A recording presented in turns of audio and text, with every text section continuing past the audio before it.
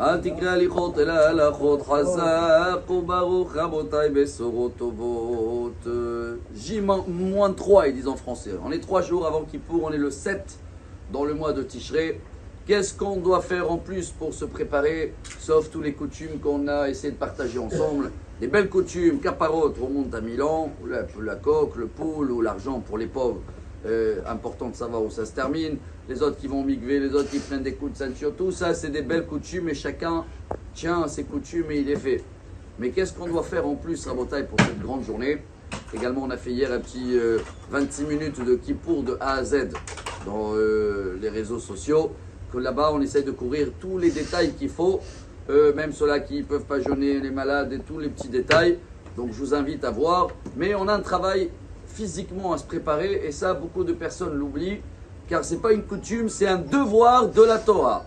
Comme dans la Torah, c'est marqué « Ve'initem et nafshotechem betish'a la chodesh » Me'arev ad arev tishbetu shabbatechem.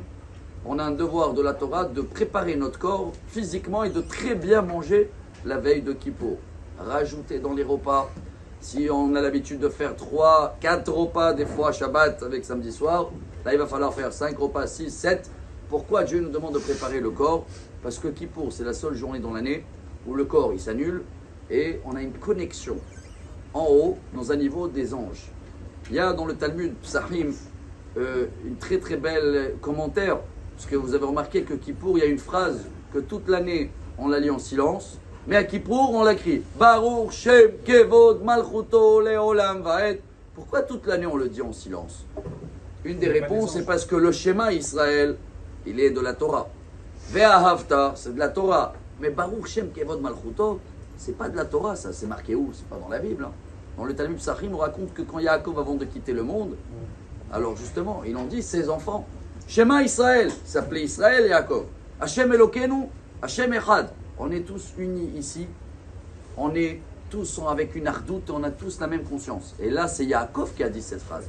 Baruch Shem Kevod Malchuto Leolam Vaed. Quel grand moment que vous êtes tous unis ici. Et la seule journée où on est tous unis justement dans tout le monde et on est connectés et on est dans les niveaux des anges, c'est Kippour. Et après ça continue dans le Midrash. Moshe, quand il est monté en haut, il a écouté que les anges, ils utilisent cette phrase.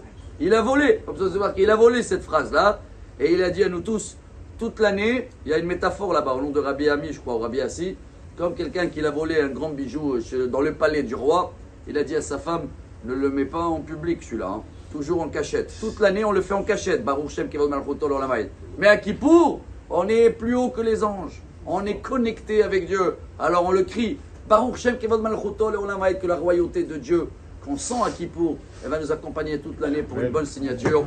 Que chacun fait l'effort qu'il faut. À partir d'aujourd'hui, dans ces 3 jours-là, diminuer dans le caféine pour ne pas avoir mal à la tête pour les buveurs de café. Reposer, travailler la voix. Toutes ces préparations du corps, bien manger. Fait en sorte que Bezrat Hashem, on sera plus haut que les anges à Kippour. Khatima Tova. Amen.